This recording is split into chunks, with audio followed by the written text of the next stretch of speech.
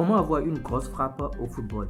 Coucou, salut, Lures, on m'appelle, bienvenue sur l'une de mes chaînes. Ici, je donne des conseils aux footballeurs ou tout autre acteur intervenant dans ce secteur si vous partagez cette thématique. La première des choses à faire, c'est déjà de commencer par liker cette vidéo, abonnez-vous à la chaîne, n'oubliez pas d'activer la cloche de notification là. Dès que je mets en ligne de nouveaux contenus, vous êtes rapidement informé. Une vidéo qui est sponsorisée par OneXBet, l'application de pari en ligne. Inscrivez-vous sur OneXBet grâce à mon code promo LURES35 qui vous offre 200% de bonus au premier dépôt et beaucoup d'autres avantages, à contrario de l'inscription usuelle.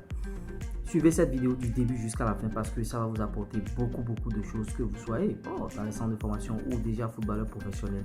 Une grosse frappe, c'est vraiment primordial au football parce que si vous n'avez pas une grosse frappe, notamment si vous êtes un attaquant, à tous les postes d'ailleurs, parce que vous pouvez vous retrouver aux avant-postes, vous pouvez vous retrouver devant les buts ou bien à 35 mètres, 40 mètres, déclencher une grosse frappe. Et bon, si la frappe n'est pas bonne, c'est pas du tout bien. À un test de détection aussi, vous avez trouvé une grosse occasion et ça nécessite une frappe et vous ratez votre frappe, en tout cas vous ne serez pas pris. Et alors que au passage, si vous réussissiez bien sûr cette frappe, on pouvait vous recruter dans ce grand centre de formation ou bien dans cette grosse équipe. Donc vous avez intérêt à suivre cette vidéo du début jusqu'à la fin. La première des choses d'abord pour avoir une grosse frappe, c'est d'avoir de bons abdominaux et de bons gainages. Il faut être bien gainé. Ouais, c'est pourquoi je conseille ici sur la chaîne, quand vous réveillez le matin, la première des choses à faire, c'est déjà, après votre prière, vous faites quelques séries d'abdominaux et de gainage.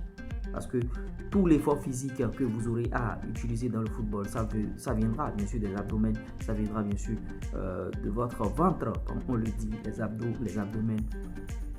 Il faut que ça soit solide, bien sûr, tablette de chocolat et tout ce que vous voulez.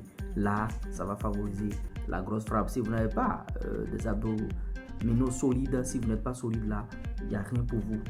Parce que vous n'avez pas la force physique. Toute la force physique au football vient de là. Ça quitte les pieds, ça vient là, et ça va en haut. Ça quitte le haut, et ça vient là, et ça va dans les pieds. C'est le carrefour des abdominaux. Donc c'est très important au football. Il faut avoir des abdominaux solides pour avoir une grosse frappe. L'autre chose qu'il faut aussi savoir pour déclencher une grosse frappe, c'est la distance d'élan. Si la distance d'élan elle est trop grande, vous allez voir que vous n'allez pas déclencher une bonne frappe. Vous voyez, on assiste à des tirs au but où les joueurs prennent bien sûr des élans kilométriques et à la fin ils ratent leur tir. L'élan ne doit pas être trop court non plus. Il y en a qui prennent bien sûr un élan trop court. Bon, il peut marquer et il rate. L'élan doit être à une distance moyenne.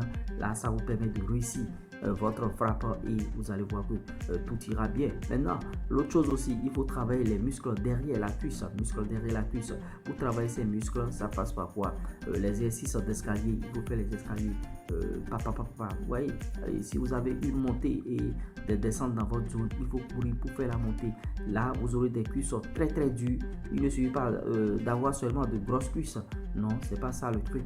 Mais il faut que ces cuisses soient solides.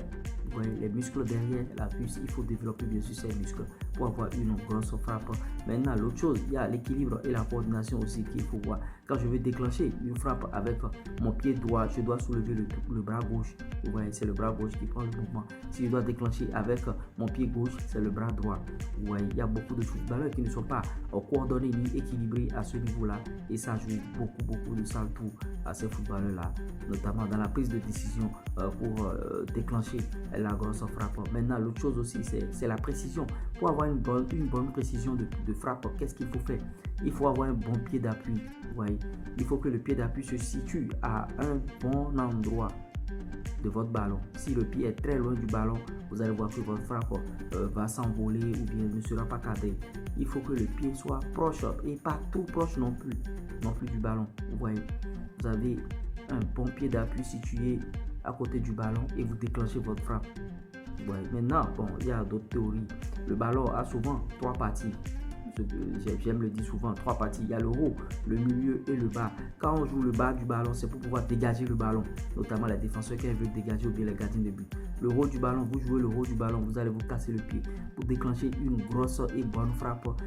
Frapper le milieu du ballon avec tout ce que j'avais donné comme conseil et un bon pied d'appui situé à côté du ballon et vous verrez que votre frappe sera très grosse. Si vous avez besoin beaucoup plus de conseils, d'autres conseils, un seul numéro plus 229 53 63 87 30 et on viendra vous aider. Ou bien, bon, ouais,